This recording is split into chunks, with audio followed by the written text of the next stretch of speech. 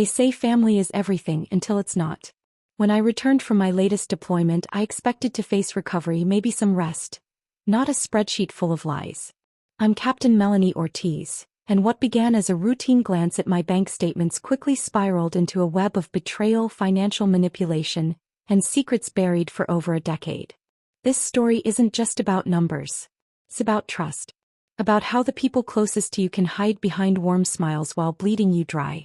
I had trained for covert ops, analyzed enemy communications, decrypted hostile intel, but I never expected to turn those same skills inward, toward my own blood.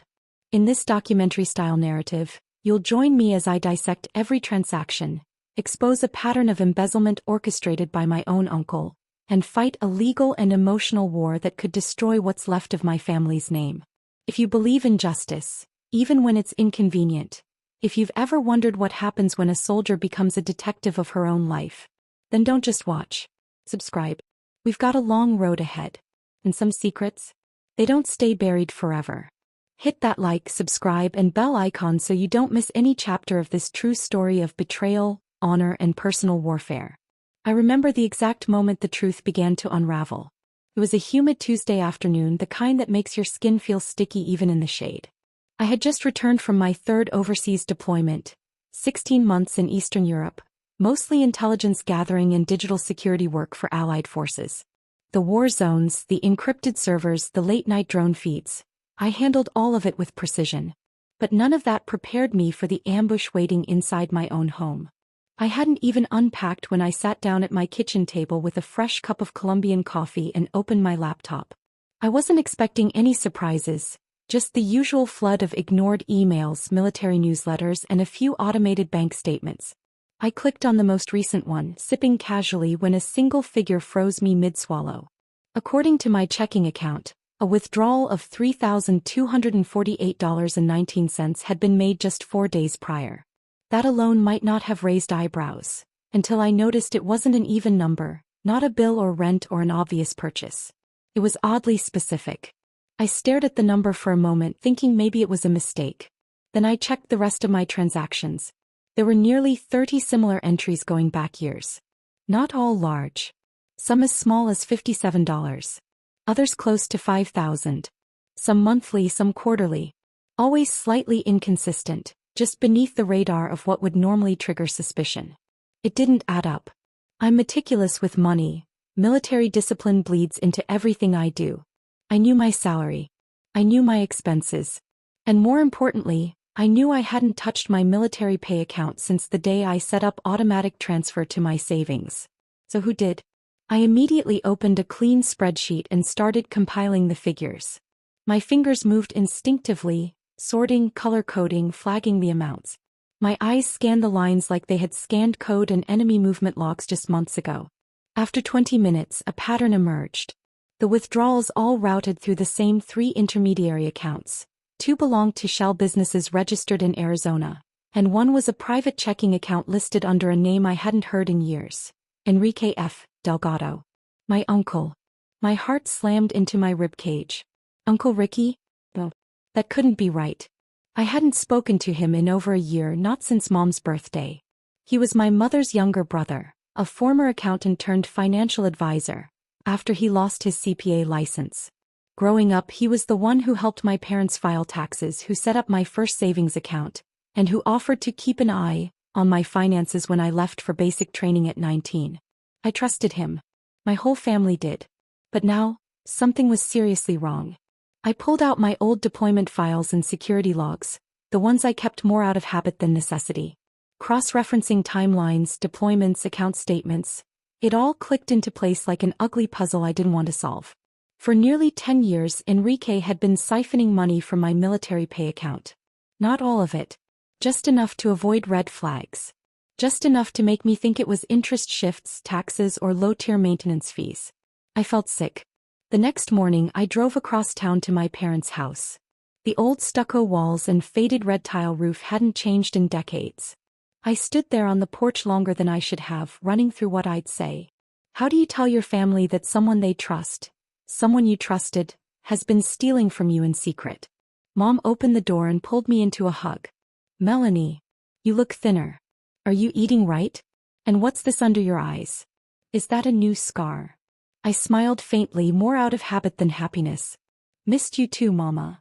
Over a lunch of empanadas and lentil stew, I finally cleared my throat. I think someone's been taking money from me. Dad looked up from his plate. What do you mean? You lost your wallet or something? No, I said, folding my hands. It's been happening for years. Online transfers. Small amounts but frequent. Almost like they didn't want me to notice. Mom frowned. Did you report it to the bank? Not yet. I wanted to see you first. Dad set down his spoon, the room suddenly cold despite the July heat. How much money are we talking about? Over $76,000. Mom gasped. Dad stared at me like I'd just confessed to a murder. Then I said it. I think it's Uncle Ricky. The silence that followed felt like gunfire. That night I pulled everything I had into a single encrypted drive. I wasn't just a soldier. I was an intelligence officer. My job was to gather evidence, to ensure data couldn't be denied, spun, or erased. So that's exactly what I did. Transaction logs. Timeline overlaps. IRS filings. Digital forensics from a backup cloud account that Enrique clearly didn't know existed. He used fake company names.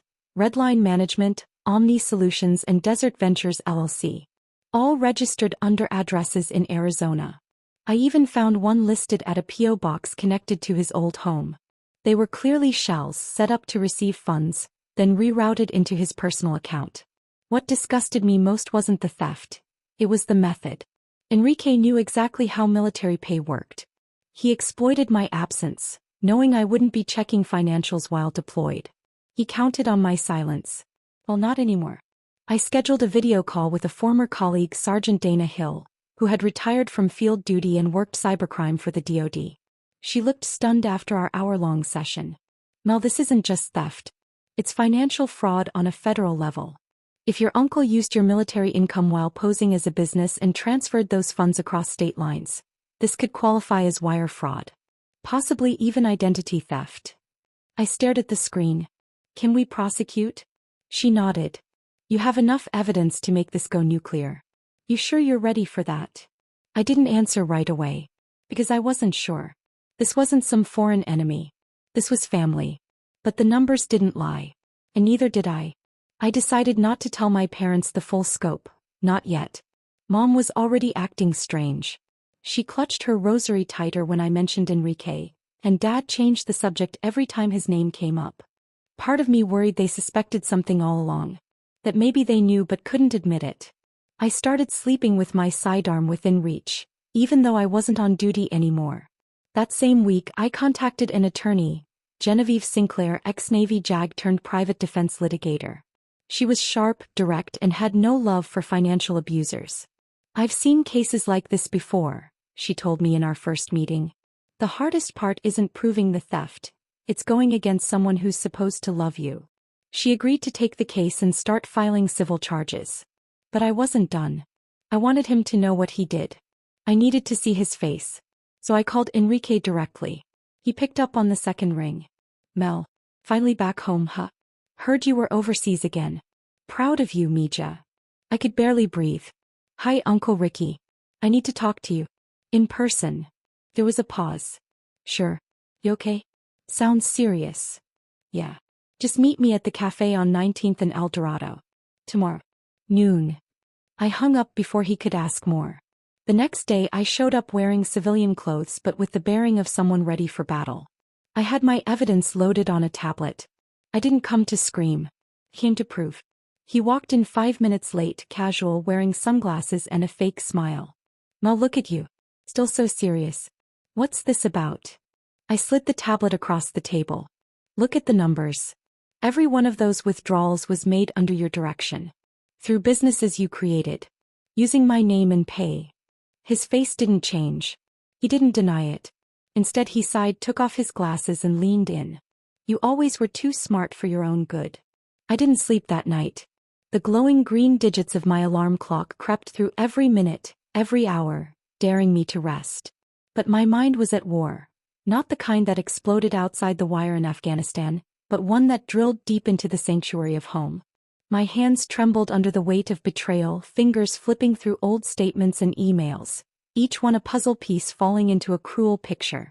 By morning I had 4 folders open on my laptop, each marked travel, deposits, wire transfers, and inconsistencies. I had already reviewed 12 months of statements, but now I went back 3 years. Patterns emerged. Large withdrawals when I was deployed, small deposits of inconsistent sources, and once, a $9,000 loan repayment to a car dealership that never sold me a car. And there it was again, Uncle Ramon's name. On a transfer line. His personal account. My heart pounded like a drumline in my ears. I knew what I was looking at. Fraud. Misuse. Possibly identity theft. Definitely embezzlement. My own flesh and blood had siphoned money from me, and now I had proof. But what I didn't know yet was why. Why would he do this? What had made him believe he could? Before confronting him, I needed a timeline. A clean, indisputable sequence of events. I opened a new document. Operation, Family Audit, Melanie Ortiz, Captain USAF. August 2016. Deployed to Bagram. No access to banking except through secure portal. Uncle Ramon appointed temporary financial guardian, through a power of attorney I never revoked. October 2016, $4,000 wire transfer to an unknown account in Puerto Rico. Labeled, debt repayment. January 2017. Multiple ATM withdrawals in New York. 2,000 miles from my location. February 2017. Transfer to Uncle's business account, RNO Enterprises. $6,500. It went on like that. Every few months, another unexplained movement. It all lined up when I checked military pay stubs. Those deposits matched perfectly to the withdrawals. He had watched my paycheck hit, then drained it. I felt sick. My uncle was always the charming one. The one who'd toast at family weddings and knew every neighbor by name. My parents trusted him like a second son. When I was young, he taught me how to ride a bike. He was the man who used to bring empanadas and kiss my forehead before flights. Now I realized, behind that charisma was a master manipulator. I emailed 2 old friends from finance school who now worked at JP Morgan and the Air Force Office of Special Investigations, using encrypted Proton accounts. I didn't tell them everything. Just enough to let them know I was on the trail of something big. One replied almost immediately. If he's moved funds through any financial institution in the last 7 years, we can trace it. Want to build a spider web? Yes. A spider web. That's exactly what it was. I took a break around 11 a.m. to walk the block. The late July sun in San Antonio hit hard, but I needed the heat to remind me I was alive. I stopped at the little cafe where my uncle used to buy me churros and coffee as a girl. The irony bit hard. When I got back, a voicemail blinked on my burner phone. Mel, it's Tio Ramon. Your mom said you're in town? Give me a call. We'll catch up. Bring that sharp brain of yours. I miss your laugh. I stared at my screen, bow rising in my throat. He knew I was digging. That tone, too casual, too sweet. It dripped with anticipation. Was it panic? Arrogance? Did he think I'd be too afraid to press him? He was underestimating the soldier I had become. I played the voicemail again slowly. That last part, bring that sharp brain of yours, was not a compliment. It was a warning. That night I set up a secure drive and began backing up every file. I scanned in old bank letters, emails I hadn't looked at since 2015, receipts my mom had kept in an old shoebox. I even cross-referenced GPS metadata from old iPhone photos to prove I couldn't have been in certain places when money was moved. Piece by piece I rebuilt my financial identity, one he had spent years warping for his benefit. The worst part? He didn't even need the money.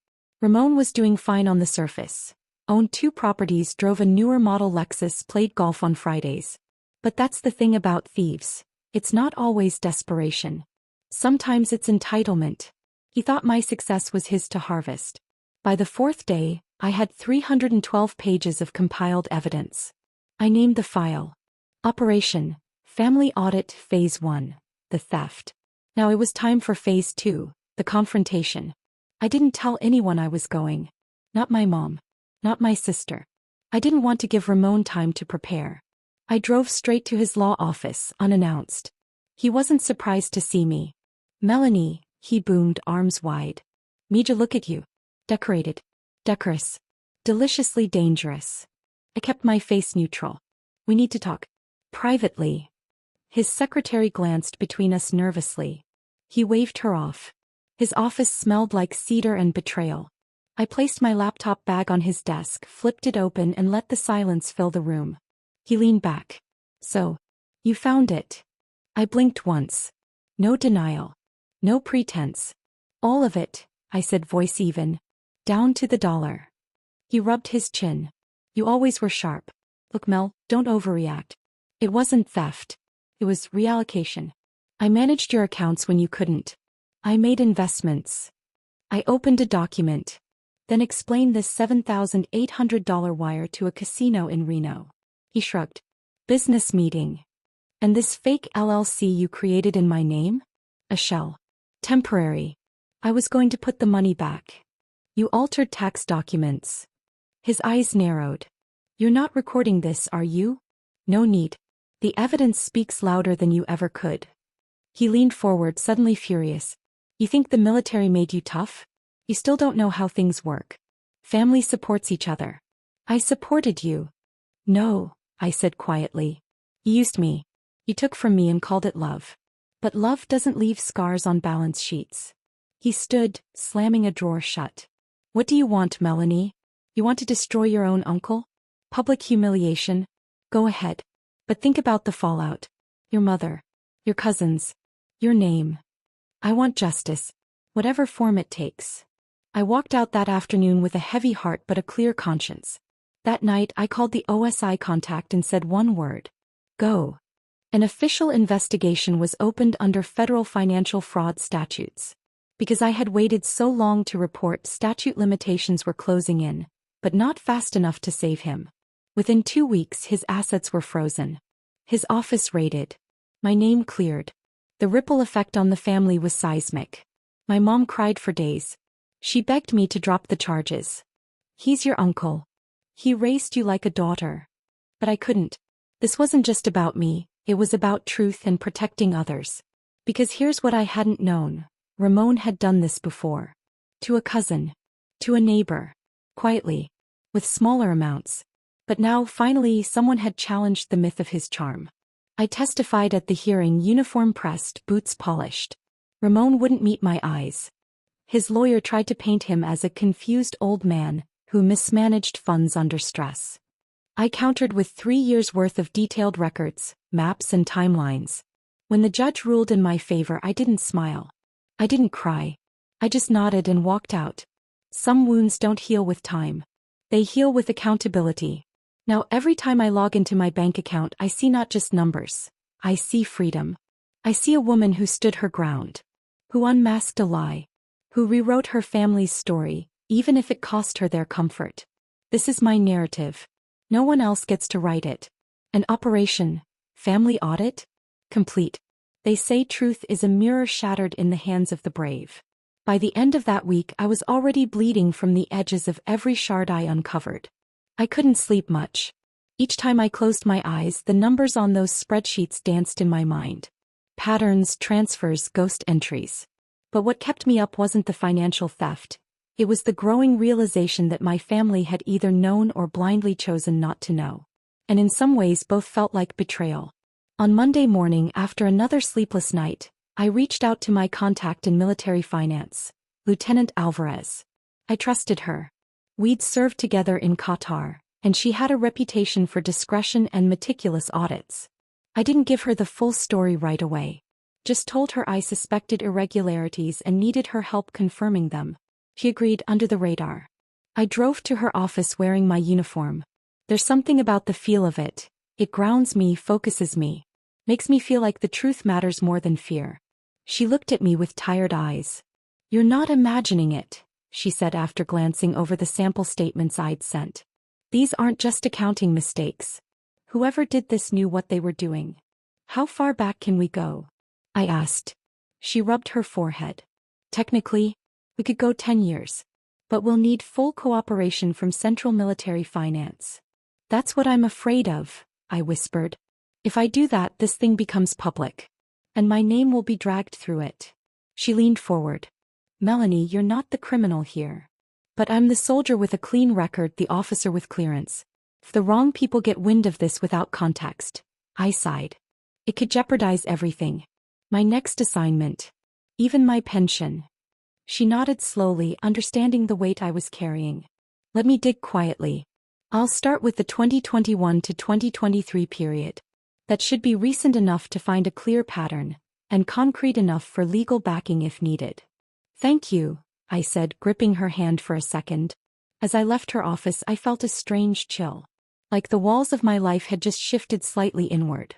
Back home, I started compiling everything I had. Old W-2s, direct deposit slips, screenshots, messages, and the now-deleted text chains between my uncle and my mother. She had sent me one in particular that haunted me. Just let it go, Mel. He helped raise you when your dad left. Maybe this is how he got paid back. I don't know what tore me more, his theft or her justification of it. Later that night, I went over to Mom's house. Not to argue. Just to see her. She was sitting in the living room, flipping through a magazine like the world wasn't collapsing under her feet. There was something tragic in how normal she was trying to make everything. You didn't call, she said without looking up. I didn't want to give you a chance to make excuses. That got her attention. She set the magazine down slowly. Melanie. I've been auditing everything. With official help. You're involving the military? Her eyes widened in alarm. I am the military, I snapped. Her voice dropped to a whisper. What's your end game here? The truth. She stood up, pacing like a trapped animal. You think you're some kind of hero, but you're going to tear this family apart. No, I said. He already did that. I'm just documenting the crime scene. He stopped pacing. It's not that simple. Your uncle helped you when you were struggling. He had nothing, Mel. No scholarship, no savings. I worked for everything I had, I said through clenched teeth. I enlisted at 19 and sent home half my checks to you for years. And now I find out that those checks, my entire livelihood, were being rerouted into some shell account he opened in my name. Her silence was an admission. I'm filing charges, I said flatly. Her hand went to her mouth. Melanie, you'll kill him. No, I said. He made his choices. I'm just making mine. I left before the tears came. Hers and mine. Back in my apartment, the anger gave way to clarity. I wasn't just doing this for me anymore. I was doing it for every service member who trusted their family to handle their pay while they were halfway across the world in danger.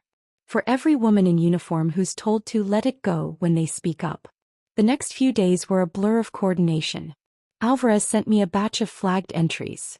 Repeated ATM withdrawals from the same 3 cities, none of which I'd been stationed in. All traced to an account in my name with a debit card I'd never received. I've got enough to raise an internal red flag, she told me over the phone. Are you ready for this? Yes, I said without hesitation. Send it up. But as always, things escalated faster than I expected. The next morning, I was summoned to the regional base for a meeting with JAG officers, military legal services. The chain of command was moving swiftly. By noon, I was being asked to sign off on a formal investigation request. You understand what happens once we submit this? One officer asked. Yes, I nodded. Your family will be subpoenaed. Your uncle, possibly your mother. There's no going back. I'm not interested in going back, I said. Only forward. The investigation was now official. Operation Family Audit had gone from a private storm to a military case file. And strangely I felt relieved. I had a case number. Came allies. But then came the press. Somehow, probably leaked by someone on the civilian banking side. A local news outlet got hold of the story. They ran a piece titled, Decorated Captain Target's Own Family in Embezzlement Probe. It spread like wildfire. My inbox flooded with messages. Some from old friends expressing support. Some from trolls accusing me of betrayal. And some anonymous ones that chilled me to the bone. No one likes a soldier who bites the hand that fed her. We all make mistakes. Why make this public? But I stayed silent. I had to. A week later, I was called into a conference room on base to review the compiled forensic report. Alvarez was there. So was the base commander and the JAG rep. The numbers were damning. Over $183,000 over 12 years, routed from my military pay and benefits into shadow accounts controlled by my uncle. Fake investment accounts. Mortgage payments on a second home I didn't even know existed. Listed in my name. Even a loan co-signed using forged documents while I was deployed overseas. My breath caught in my throat. How is that even possible? I asked, my voice cracking. The JAG officer answered gently. It's not uncommon. Especially when someone with financial access acts slowly, strategically, and has access to your personal documents. And my mother? She benefited indirectly, Alvarez added. Some payments were made to a joint account they shared. Possibly unknowingly. Possibly not. I stared at the pages. Each one like a blade cutting into the life I thought I had. The final decision? The military was recommending criminal charges, but the civilian side would also need to act. The local DA would likely file fraud, identity theft, and conspiracy charges. I nodded. It was time to tell my uncle. I requested a meeting. He arrived late to the diner, wearing the same smug expression he always had when I was a teenager. Like he knew more than anyone else in the room. Like nothing could touch him. Mel, he said, sliding into the booth like we were old pals. This about the little accounting hiccup? I stared at him, stunned by his audacity. That hiccup is a federal crime, I said calmly. You're under investigation. He scoffed. By who? You and your little spreadsheet friends. No, I said. By the Department of Defense. And soon the Department of Justice. His face paled. You think they care about a few $1,000? It's not a few thousand. It's over 180,000. And it's in my name. He looked away. I trusted you, I whispered. And you treated my service like a blank check. He didn't respond. For once he had nothing to say. I stood up. Next time we see each other, you'll be in court. The next morning, the sun rose over Fort Carson with a stubborn brilliance, bathing my apartment in a light far too cheerful for what I had planned. I sat at the small kitchen table, my laptop open, coffee cooling in its mug, and documents spread across the table like puzzle pieces.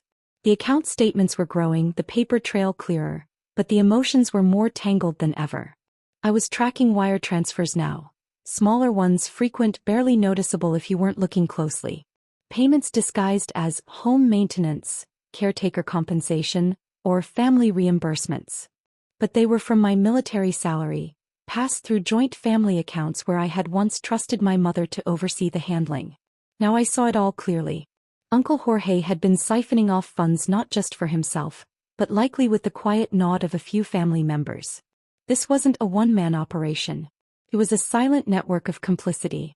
At precisely 8 o'clock I called my friend and legal contact from base, Lieutenant Jessa Carlisle, who had helped many of us navigate family legal tangles during deployments.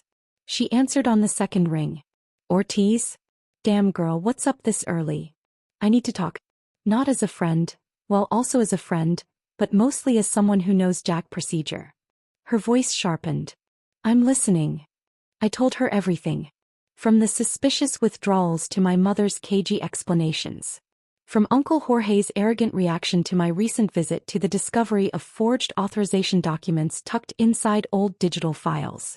There was silence for a while, then, that's criminal misappropriation, Melanie. And if the documents were forged, we're talking fraud, identity theft, probably a dozen state and federal offenses depending on the totals. I want to press charges. But I don't want it to go public, not yet. She exhaled audibly. You know that's a tightrope. Once you initiate anything official, the chance of keeping it quiet is slim. Especially with family involved. Are you sure you want to blow this up?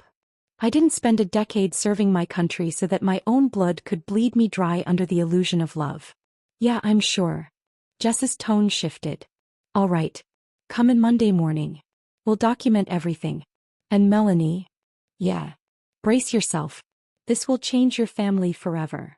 I hung up and stared at the wall, where my commissioning certificate hung next to a shadow box containing my service ribbons. I'd faced deployments, landmine threats, cyberterrorism, drone surveillance missions. But nothing had prepared me for the psychological warfare of being betrayed by those I trusted the most. That night I drove to my mother's house not out of emotion, but strategy. I needed to see how much she knew, how deep she was buried in this thing. She opened the door in her robe, startled. Maylaw? What? Why are you here? We need to talk. No. Privately. Inside, the house still smelled like childhood. Faint cinnamon and lemon, a mix that clung to the curtains from years of baking and cleaning. It was disorienting. This was the place I had once run through in superhero pajamas, not the battlefield it had become. I sat at the kitchen table while she poured tea, her hands trembling slightly. I pulled out copies of bank records, highlighting the questionable transactions. These payments, did you authorize them? She looked at the pages like they were written in a foreign language. I trusted your uncle. He managed the accounts when you left for basic. He said we needed to consolidate things to cover insurance, home repairs. I didn't look closely. That's not good enough, Mama. There are forged authorizations in my name. Documents I never signed. Transfers I never approved. Thousands of dollars. She reached for her cup but didn't drink. Maybe it was a mistake. Maybe he meant to pay it back. For 8 years. My voice cracked. Come on. Her eyes welled up. He helped us when your father died. When we couldn't afford food, he showed up. He put you through that private school when we had nothing. That doesn't give him the right to steal my future. He used my deployment pay, my bonuses, even my retirement contributions, like they were a family ATM. There was silence. Heavy. Suffocating. I trusted you to protect what I couldn't watch. And you handed it over like it was spare change. Tears fell down her cheeks, but I didn't move to comfort her. Not this time. She whispered, I didn't know. I stood collecting the documents. You should have. The next few days were a blur of legal consultation, evidence gathering, and official documentation. Jessa connected me with a forensic accountant who confirmed the full scope. Over $148,000 misappropriated over 9 years. I started piecing together a timeline. The embezzlement had started shortly after my first overseas deployment. Uncle Jorge had cleverly used my absences as windows for redirection. Even more chilling, he'd created a shell entity under my name, Ortiz Family Foundation, which he used to justify financial transfers between accounts. I brought the findings to Jag, who prepared a criminal referral. Civil charges could follow depending on my choice. And yet, what kept me awake wasn't legal strategy. It was my mother's silence. I remembered something she had said years ago when I was 14 and confronting a teacher who docked points unfairly. Sometimes silence isn't peace, it's fear pretending to be loyalty. Now I understood. Her loyalty to her brother had become a betrayal of her daughter. The military tribunal would take time, and while the civilian court would eventually handle the embezzlement charges, I was granted temporary access to lock down any accounts linked to my name. I froze credit lines, added identity protection, and sent official cease and desist letters to Uncle Jorge. He responded with a single email. You always were the dramatic one, Melanie. You think this will make you a hero? Families protect each other. You're tearing this one apart for a few lousy dollars. Let it go. Jay. I stared at the message for a long time. The audacity wasn't what surprised me, it was the confidence. He genuinely believed he was entitled to what he took. So I wrote back. Families protect each other? You didn't protect me, you robbed me. I earned every dollar in hostile zones, sleeping under desert skies, navigating drones and IEDs. And you stole it like I wouldn't notice. If you think this story ends with my silence, you picked the wrong niece to underestimate. I hit send. Words spread slowly through the family. Cousins texted cryptically. One aunt called to say she was praying for peace. Another uncle, who I hadn't spoken to in 5 years, suddenly wanted to check in. They knew, or suspected, but no one had the courage to speak up until now. It wasn't just about the money anymore. It was about rewriting the narrative. For years I had been the absent niece, the rich military girl sending home checks like they grew on trees. They'd crafted a version of me that made it easier to justify exploiting me. Now I was reclaiming the truth. Jag scheduled the initial arbitration hearing, where Uncle Jorge would be subpoenaed and forced to appear. He could decline, but his absence would confirm his guilt in front of the judge. Jessa reminded me, this may not end in jail time depending on state laws and plea deals. But it will go on record. He'll never have access to anything tied to you again. That was enough for now. On the morning of the hearing, I stood in uniform. I wasn't required to, but I wanted him to see what I had become, what he had stolen from, and what he could never break. He showed up late in a suit that didn't fit. He looked older, thinner, like someone who'd gambled too long and finally lost the table. When the evidence was presented, bank logs, forged signatures, digital trails, he barely looked up. When the judge asked for a response, he said only, "I made some financial decisions that in hindsight may have been inappropriate." The judge blinked. "Sir, that is not an admission. Do you deny forging signatures?" He hesitated. "No." "Then we move forward." My hands trembled, but not from fear. From the weightlifting. The system wasn't perfect. But today it worked. As I left the courthouse, my mother waited near the car. Her eyes red, her hands fidgeting with a rosary. "He won't forgive you," she said. "I didn't come here for his forgiveness." She looked at me like she didn't recognize me anymore. Maybe she didn't. "You lost more than just money, Melanie." I nodded. "And I found something more valuable. My voice." She said nothing as I walked away. The morning after Uncle Javier's arrest, the silence in my apartment was suffocating. No buzzing phone. No emails. No urgent calls from command. I sat at the edge of my bed, cradling a cold cup of coffee, staring at nothing and everything all at once. I felt like a soldier fresh off the battlefield, unsure if the war had truly ended or just changed shape. It wasn't just the legal ramifications now. It was the storm of family politics brewing behind closed doors. Calls unanswered, family chats exploding with messages, accusations flying between cousins and aunts who had never even cared much for each other before.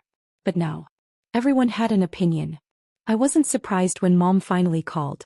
But the moment I heard her voice, tight, brittle, sharp, I braced myself. "You humiliated us," she snapped. "No hello. No, how are you? Your uncle, your family, is being dragged through the mud because you couldn't keep this private." "Mom," I said softly. "He stole hundreds of thousands of dollars. Over 10 years. From me. From his own niece." "You don't air dirty laundry in front of strangers," she shot back. "He could have paid you back. We could have handled this as a family." "How?" I asked, genuinely baffled. "By inviting him over for dinner and presenting him with a spreadsheet of every falsified bank transfer?" Her silence was louder than a gunshot. And then she whispered the words that truly gutted me. "You always were a little too proud of your uniform." She hung up. I sat frozen. The betrayal from Uncle Javier was expected. But hearing those words from my mother? It was like acid poured directly into a wound. I wasn't sure if the tears that followed were from anger, sadness, or a complete fracturing of something I hadn't even realized was fragile. Despite my emotional spiral, I had a job to do. The internal investigation at the base had to be completed. Even though I'd already gathered significant evidence, protocol dictated that the Judge Advocate General's office do their own cross-check. Captain Liu from JAG met with me in a glass-walled room near base headquarters. She was all sharp angles, braided hair pinned with surgical precision, voice calm but firm. She laid out the evidence again, transaction histories, red flags, forged authorizations, and asked the same questions I'd already answered for the auditor. "Did you ever authorize your uncle to access your accounts?" "No." "Did he ever mention financial trouble?" "He always seemed fine. He had a pool. A new car every year. My aunt wore diamond earrings on casual Sunday barbecues." "And you're sure none of these transactions were consented to in any way?" "Absolutely not. I would have remembered letting him cash out my combat pay." She nodded, wrote something on her yellow legal pad and then looked up. "This case is rock solid. But here's the thing, familial fraud cases rarely get prosecuted to the full extent. Especially if there's public backlash. There's already a local council member complaining about the harassment of a decorated war veteran." My eyes widened. "Wait, he's using my service to cover his crimes? Not just yours. Turns out your uncle did 2 years in logistics support decades ago. He's using his brief military tenure as a shield. Media outlets love a redemption arc. I wanted to throw something." "He stole from me," I said. "For years. That money was supposed to go to a home. The future. And now he's waving a dusty uniform to buy sympathy." "He's not just waving it," Lou said with a tight grimace. "He's getting endorsements. Public figures defending him. Claiming PTSD, financial instability, the whole shebang." I sat back, heart pounding. "So what do I do now?" Lou didn't answer right away. But then she leaned forward, fingers steepled. Fight the way you know how. Facts. Evidence. But this time, also with a voice. The voice came in the form of a blog post. I'd never been someone who overshared online. My Instagram was mostly pictures of sunsets from deployment zones, group photos with black bars over colleagues' faces, and food that only made sense when you were 3,000 miles from home. But now I needed to be heard. The title, When Family Steals, A Soldier's Story of Financial Betrayal. I wrote it in one night. Poured everything into it. The trust, the manipulation, the discovery. I embedded the evidence, too. Redacted account statements, time-stamped records, and letters from my financial officer raising red flags that I'd initially ignored. But most importantly, I included my emotions. The heartbreak, the shame, the disbelief that someone I called uncle could rob me blind and still sleep at night. When I hit publish, I didn't expect it to spread. But by morning it had gone viral. Military Reddit threads picked it up first. Then financial watchdog blogs. Then mainstream media. Within days I had interview requests from everyone from NPR to BuzzFeed News. I declined most of them, but I accepted one from a local reporter, Paige Romero, who'd actually served with the National Guard before moving into journalism. He got it. We met at a quiet cafe near the waterfront. I've seen this play before, she said as she clicked her recorder on. Veterans exploited by people they trust. Especially family. It's disgusting but not uncommon. I told her everything. The missing funds. The doctored authorizations. The confrontation. The silence from my parents. She listened, nodded, and asked only two personal questions. Do you regret exposing him? And, what do you want people to learn from this? Thought about both. No, I said. I don't regret it. I regret that it had to come to this. But if I stayed silent, I'd be complicit. He stole my story. My sacrifices. My future. And then I added, I want people to realize that silence protects predators. Even the ones who show up to Christmas dinner with gifts. After the story ran, support poured in from the unlikeliest places. Strangers sent DMs. Other soldiers reached out with their own tales of financial betrayal, from partners, siblings, even parents. The messages were heartbreaking and validating. But not everyone was supportive. My cousin Antonio posted a furious Facebook rant calling me a media-hungry narcissist and accused me of destroying the family legacy. My aunt left a voicemail in tears, begging me to drop the charges. Even my dad, quiet, reserved, previously neutral, sent me a 2-line text. You've done enough. Let him go. Please. But it wasn't about revenge. It never had been. It was about accountability. About drawing a line in the sand and refusing to let blood ties be an excuse for criminal behavior. Court proceedings began 3 weeks later. The prosecution laid out the case simply. Between 2013 and 2023, Javier Ortiz had illegally accessed and redirected funds from accounts belonging to his niece, Captain Melanie Ortiz, using a combination of social engineering, forged documents, and network manipulation. The defense leaned heavily on his military background, his alleged mental health struggles, and, laughably, his claim that I had gifted him access in moments of emotional vulnerability. They even presented an old email I'd sent in 2014 thanking him for managing some payments while I was overseas. That was about paying my phone bill. I hissed to Lou during cross-examination. Not siphoning $87,000 into a fake LLC. Thankfully, the judge saw through the smokescreen. Javier was found guilty on 3 counts of financial fraud and sentenced to 6 years in a minimum security federal facility. He'd be eligible for parole in 3. It wasn't the harshest penalty, but it was something. A legal acknowledgement that his actions weren't just family drama. They were crimes. After the verdict, I sat outside the courthouse, staring up at the sky, unsure of how I felt. Relieved? Yes. Vindicated? Maybe. Whole again. Not even close. But I wasn't broken either. Paige showed up unexpectedly holding 2 iced coffees. Thought you could use this, she said, sitting beside me. We watched traffic blur past in silence for a while. Do you think your family will ever come around? She finally asked. I don't know, I admitted. Maybe. Maybe not. But I'm done chasing peace in people who refuse to protect me. She nodded. That's a hell of a quote, she said. Mind if I use it? I laughed, the first genuine laugh in weeks. Go ahead. Just spell my name right. That night I wrote the final entry in my blog series. After the storm, healing isn't linear. I wrote about the silence that follows confrontation. About rebuilding trust with myself. About how justice doesn't always feel like triumph, but it always feels necessary. And I ended with this. To every service member who's ever been exploited by someone who claimed to love them, you're not alone. You don't owe anyone your silence. You've already given enough. Speak. Reclaim your story. And don't apologize for protecting your peace. By the time I returned to my apartment that night, my mind was buzzing. Not with adrenaline, but with the eerie quiet that comes before a storm. I sat at my kitchen table, a folder filled with timelines, printouts, and notes spread out before me like an intel board from a mission briefing. But this mission wasn't overseas. This battlefield was my bloodline. I had always thought war made you numb to betrayal. That after seeing comrades fall, bombs detonate, and the politics of nations unravel from behind intelligence reports, you'd grow an armor so thick nothing could pierce it again. I was wrong. The blade of betrayal cuts deepest when it's held by someone who once spoon-fed you soup as a child. I reviewed the financial records again. My uncle Raphael had been embezzling money from me for nearly 15 years. When I first enlisted, he was managing my small savings account. Then, as I rose in rank and deployed abroad, I allowed him access to handle family matters, as he called them.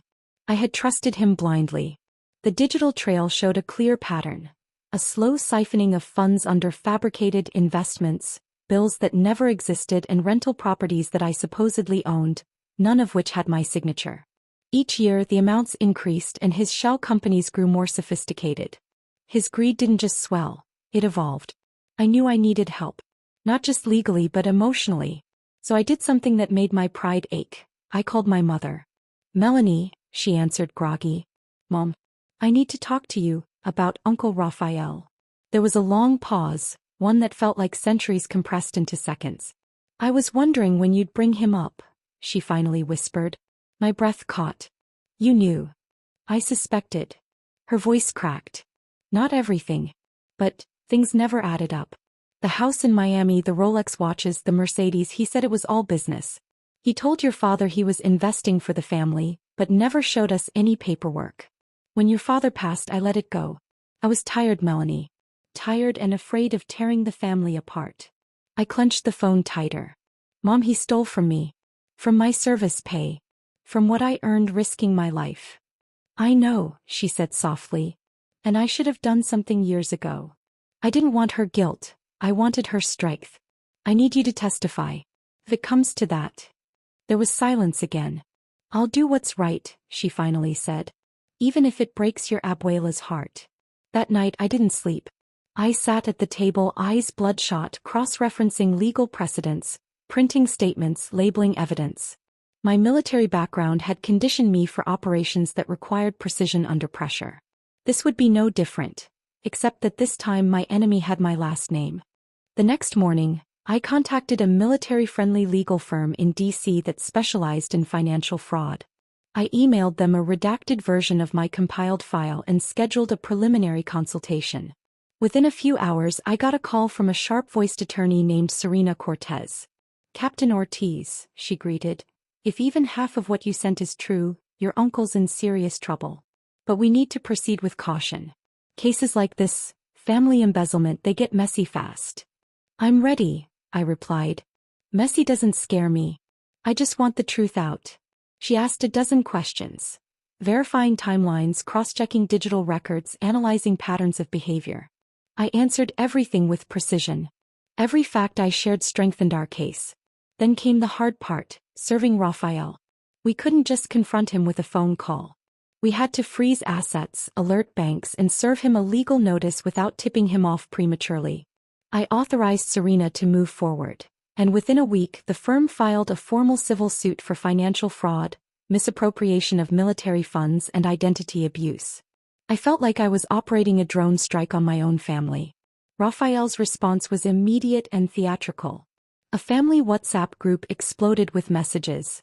"Tio Raphael, Melanie's lost her mind. Accusing her own blood for money she never cared about. Cousin Luisa, she's military now, she thinks we're all beneath her. Tia Elena, this family used to be about love. Now it's just lawsuits. And yet, there were private texts too. From cousins who whispered their own suspicions. From my older brother who quietly apologized. Even my abuela messaged me, Mija, if this is true I am sorry. You have always been our pride. It was bittersweet validation. The first court hearing was scheduled within 3 weeks. In that time I continued building the case. I contacted former bank employees Raphael used to work with. One of them, a retired teller, confirmed that he remembered seeing authorization slips forged in my name. Another, a former property manager, revealed that Raphael used my name as a silent partner to buy a condo in Tampa. One I never saw, much less profited from. The legal pressure began to mount. Serena informed me Raphael's attorney had reached out, trying to settle quietly. He's scared, she told me. He wants to offer a deal. Return part of the money and keep everything off public record. My first instinct was to say no. Why should he get silence after years of theft? But Serena advised me to consider leverage. If you reject settlement now we go to trial. That's expensive, drawn out, and public. Think about what you really want, restitution or revenge. I stared out the window of my apartment, thinking about the military funerals I'd attended, the nights I'd spent in desert camps wondering if I'd come home whole. I hadn't endured all that to be stolen from by someone who hugged me every Christmas. I'll consider it, I said. But deep down I already knew. I wasn't in this for revenge. I was in this for truth, and if the only way to get it was through courtroom testimony, then I'd stand on that stand in uniform under oath and tear the curtain down myself. The week of the hearing arrived. I dressed in my Army service uniform, the one with every stripe and pin perfectly aligned. When I walked into that courtroom, heads turned. Not out of intimidation but recognition. This wasn't just a soldier pressing charges. This was a woman who had served her country being wronged by her own kin. Raphael sat at the defense table in a sleek navy suit, thinner than I remembered, hair slicked back. He avoided my eyes.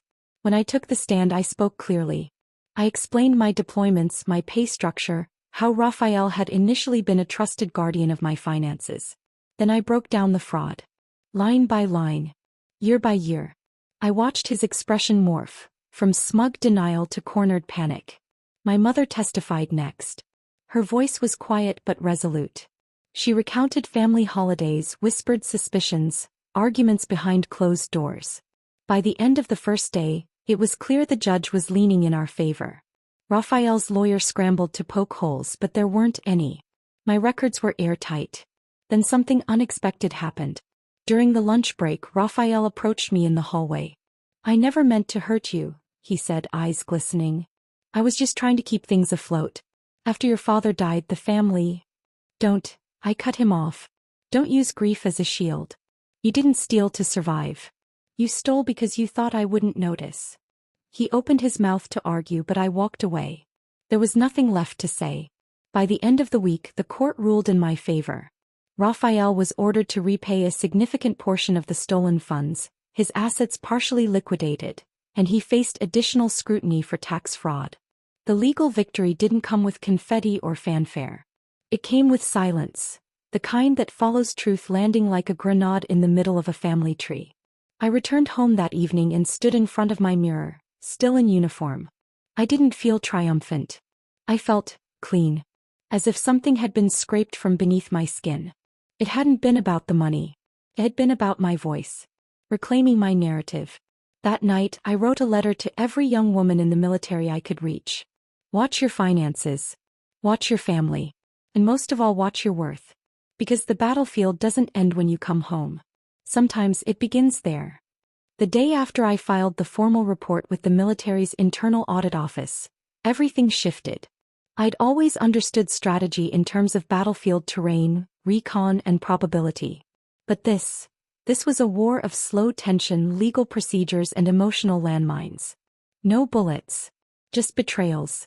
I received the first call at 0600 sharp. My commanding officer, Colonel Avery, summoned me to his office with a voice that lacked warmth but not gravity. I dressed in full uniform, my insignia polished and my spine stiff with the resolve I'd built over years of service. As I walked the hallway toward his office, I felt every step as if it were on fractured glass. Controlled, precise, but dangerous. He looked up from the file in his hands and I knew immediately it was mine. "Captain Ortiz," he said, gesturing to the chair across from him. "You've stirred quite the nest." "Yes, sir," I said evenly. "I believe the situation warranted it." He tilted his head, regarding me with something between admiration and concern. "You've submitted over 120 pages of financial records, digital logs, private correspondence and testimony. It's thorough. And heavy. Years of deception deserve weight, sir." He leaned back and exhaled. "We'll be forwarding this to the Department of Defense's Fraud and Ethics Division.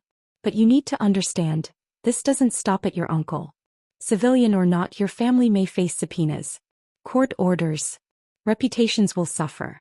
Including your own." "I understand," I said quietly.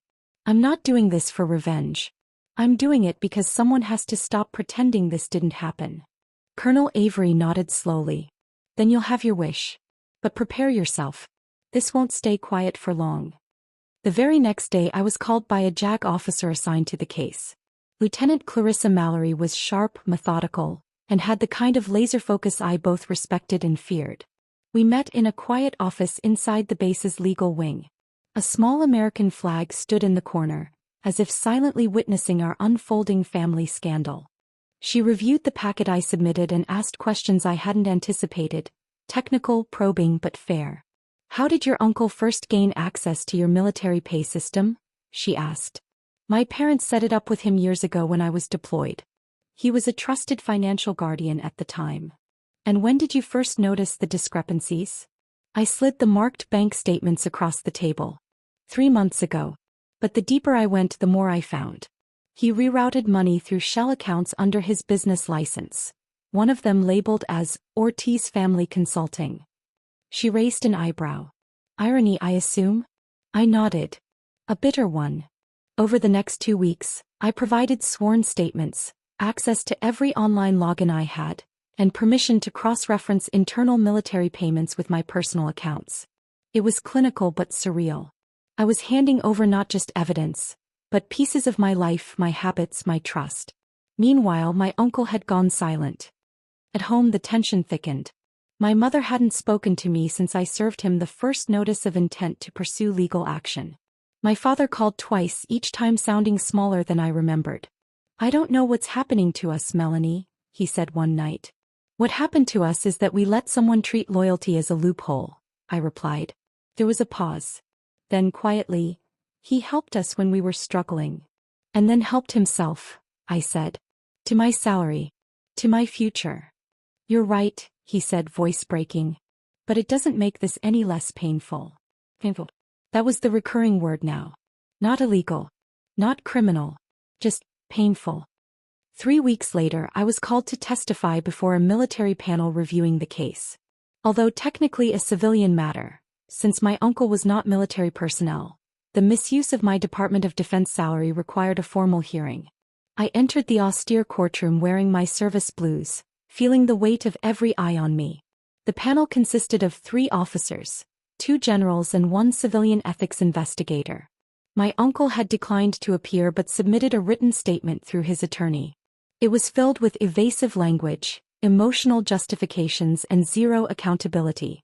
"My niece is a strong woman," he wrote, "but misunderstood my intentions. I only ever acted in the family's best interest." I stared at those words, stunned by their arrogance. When it was my turn to speak, I stood tall and let the years of command take over. "I did not misunderstand," I said clearly. "What I misunderstood was the depth of his deception. This was not a one-time mistake. It was a system. A pipeline. I was a target because I was trusting, and because I was away. I was deployed serving my country and my own blood was siphoning off the life I was trying to build." My voice didn't shake. My hands didn't flinch. But somewhere inside a part of me cracked.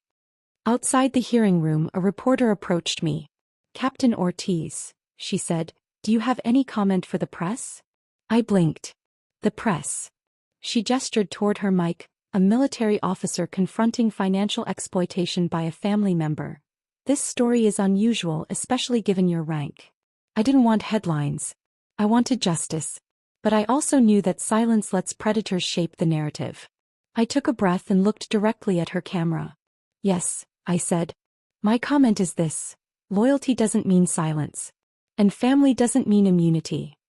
As words spread, my uncle began to feel the heat. The court issued a preliminary injunction against several of his business accounts. His lawyers reached out, offering a quiet settlement. They offered to repay 70% of the embezzled funds in exchange for me dropping the charges and issuing a statement of misunderstanding. I refused. This wasn't about a percentage. It was about precedent. His next move was uglier. He launched a defamation countersuit, claiming I had tarnished his name for military glory and media attention. I laughed when I read it. The glory I wanted wasn't on a news ticker. It was the peace of knowing my earnings were finally mine. Lieutenant Mallory advised me to stay calm. Let the evidence work, she said. But I was done just waiting. I started recording my own log, a digital journal explaining what I had found, how I found it, and how family can sometimes hide in the blind spots of our love. I uploaded the first video anonymously, then added voiceover and shared it on a private military whistleblower forum. Within a week, it had been viewed over 200,000 times. Dozens of messages came in. Soldiers, sailors, airmen. Stories of stolen inheritances, fake financial advisors, cousins running fake GoFundMe pages while troops deployed. I wasn't alone. 2 months later, the civil court date arrived. My uncle appeared in person, flanked by 2 lawyers. His hair was grayer than I remembered. His hands trembled slightly as he adjusted his cufflinks. When he saw me, something flickered in his eyes. Recognition, resentment, maybe regret. The judge read the charges. Embezzlement of federal military earnings, fraudulent account manipulation, misrepresentation of guardianship authority, and civil damages. My uncle pled no contest to the primary charge. He agreed to full restitution and court costs. His attorneys asked for leniency in sentencing, citing age and prior good character. I asked to speak before judgment. Your Honor, I said, I'm not here to destroy a man. I'm here to protect what I've built. This was not a mistake made in confusion. It was theft. It was betrayal. And if we keep treating family crimes as less serious, we allow them to spread like mold in dark rooms. The judge looked at me, then at him. You exploited someone serving their country, he said. That in this court is not minor. Verdict: guilty. 5 years probation. Full restitution. Permanent ban on financial fiduciary roles. It wasn't jail. But it was justice. At home things changed. Fully. My mother started speaking to me again. Hesitantly, awkwardly. One evening she made arroz con pollo and left a plate covered on my counter. No note. But it was enough. My father emailed me a single sentence. You didn't just protect yourself. You protected our name. Me. I slept a little better. The military cleared my record of any financial anomalies. I was eligible for promotion again. The whispers at the base began to fade. But something had changed in me. I no longer looked at family photos with blind nostalgia. I looked with clarity. Love, yes, but not unconditional immunity. 1 month later I received a package. No return address. Inside was an old ledger, faded, handwritten numbers and a note. I kept this from when we started. I never thought it would end this way. I hope someday you can forgive me. T. I stared at the book. The ledger of lies. The blueprint of betrayal. That night I sat in my backyard under the stars, sipping tea and listening to the silence. My phone buzzed with messages of support, from fellow soldiers, old friends, and even strangers who'd read about the case.